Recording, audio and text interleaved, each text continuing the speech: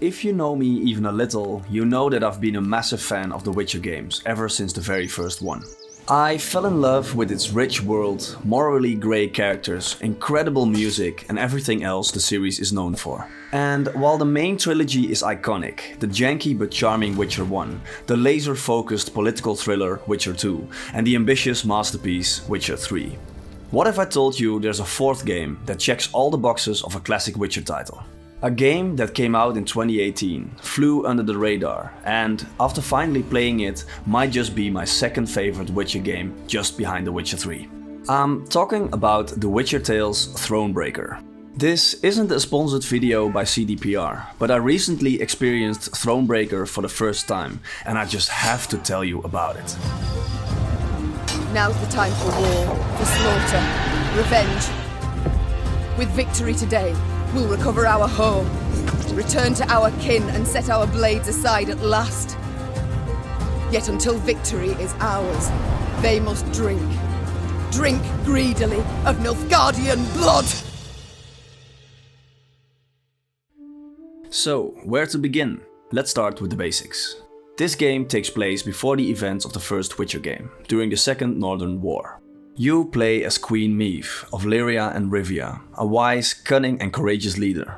At the start of the game, the Nilfgaardian Empire invades her lands, and her own son, along with his advisors, conspires to seize the crown and surrender to the enemy, knowing that Meve would fight until the bitter end. Betrayed and forced into exile, she sets out to rally allies and reclaim her rightful throne. You navigate this journey by exploring 6 beautifully crafted overworld maps, each filled with encounters, puzzles, resources and secrets. These maps serve as a stylized representation of Meve's larger journey, condensing her struggles and triumphs into an evocative yet readable world. Story moments, encounters and choice and consequence all unfold primarily through narrated storybook sections, with key events presented in cinematic videos and fully animated dialogue. The battles are fought through the card game Gwent, and I know some of you might want to click away right now, but hear me out. I'm not a big card game player myself. I dabbled a bit with Hearthstone and Dominion, but that's about it. Yet Thronebreaker completely captivated me and held my attention for nearly 40 hours. So, with the premise out of the way, let's get into why I think this game is a must-play for deep RPG fans. But first, a big thanks to Manta Sleep for sponsoring the channel again. Sleep is crucial for just about anything, and Manta Sleep can really help with that. They make high quality sleep masks, and I've got the Manta Sleep Pro right here. It's breathable, super comfortable and easily adjustable. Right now I cannot see anything, and even when I'm sleeping on my side, it's still 100% blackout. Whether you're at home or traveling, Manta Sleep ensures a good night's sleep. If you want to grab one, use my discount code in the description down below. Thanks again to Manta Sleep for sponsoring today's video. Now, back to Thronebreaker. Most RPGs cast you as a blank slate, an underdog, a chosen hero, or someone clawing their way up. The decisions you make usually only impact you and your immediate party members. Thronebreaker is different. From the start, you play as a queen. You have authority, armies and political responsibilities. Because of this unique perspective, the game delivers a gripping look at leadership, loyalty, morale and trust. CDPR is known for its morally great choices, but Thronebreaker takes it to another level. Time and time again I found myself frozen at a crossroads, agonizing over decisions that had no right answer, only consequences. Let me give you an example. While traveling through a dense elf-controlled forest, you hear faint cries and the ominous hum of insects in the distance. Sending a scout to investigate, you soon discover a group of men bound to trees, badly wounded and covered in crawling swarms. Meve stepped towards the tree and saw the men stuck to it were all still alive. Those the elves had caught recently writhed and howled for rescue. Those hanging longer merely followed the queen with half-crazed, bloodshot eyes. Do you risk your soldiers' safety to rescue them, or do you march on, unwilling to take the chance? This is where Thronebreaker truly sets itself apart from other RPGs. Your men look to you for guidance and leadership, and your choices don't just shape the story. They directly impact your troops' morale, and in turn, the efficiency of your cards in combat. And it doesn't stop there. Throughout your journey, you'll encounter various characters who can join your ranks, each represented by a special card in your deck. If one of these characters dies or leaves for any reason, you immediately feel the impact. You lose their card as well. These characters are also exceptionally well written, complete with backstories, strengths, flaws and personal agendas, making every loss meaningful. But Thronebreaker isn't just about character depth, it also tackles complex themes. My friend Questmarker on YouTube made an excellent observation about the lack of human versus non-human conflict in The Witcher 3, despite it being a major theme in the first 2 games and the books. That's not the case here. Racism is front and center, forcing you to confront difficult ethical dilemmas, especially in your role as queen. Do you stay true to your morals or do you bend them for the greater good? I can't emphasize enough how impressed I am with this aspect of the game. It's incredible. But none of this would have the impact it has without the excellent voice acting, given how much the game relies on it to deliver the story. They had to get this aspect right, and they absolutely did.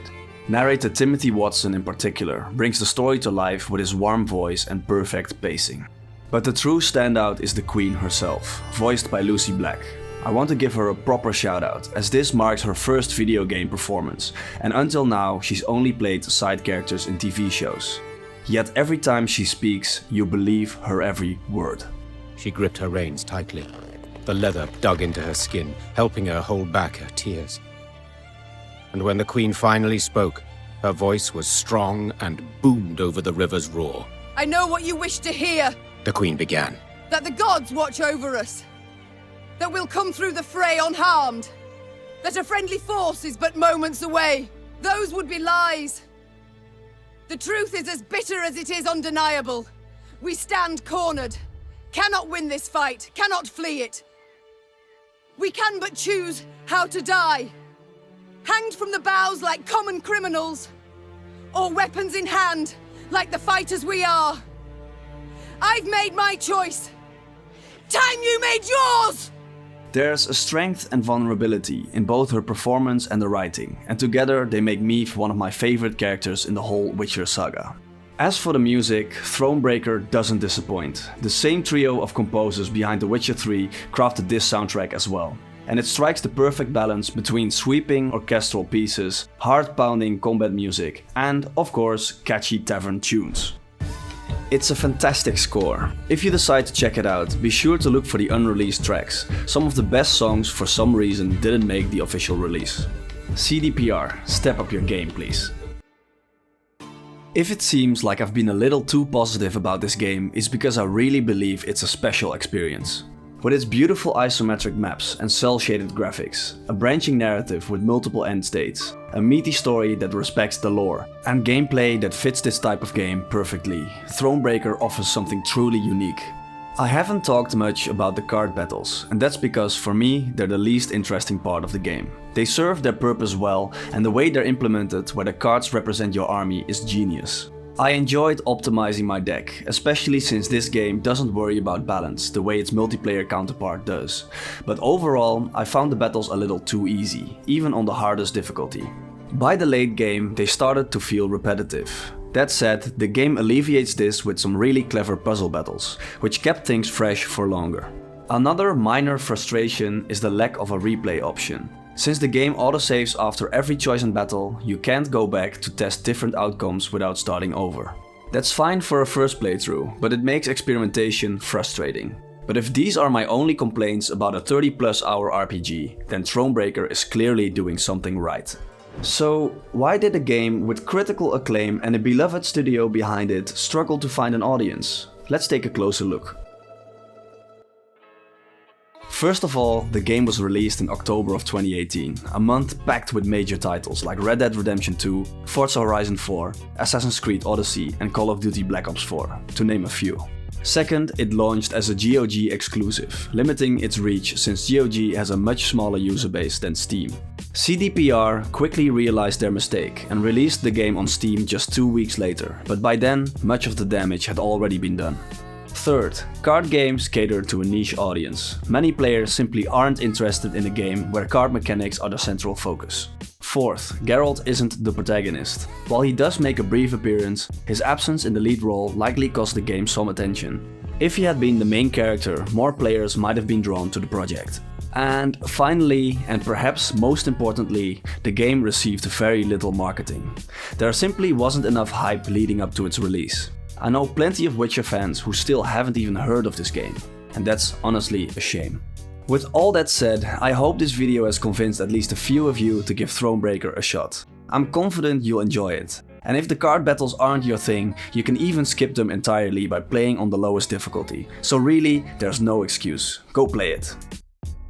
Hey, thanks for watching the video all the way to the end. If you enjoyed it, a like and a sub would be greatly appreciated. And if you end up playing the game, let me know what you think. I'd love to hear your thoughts.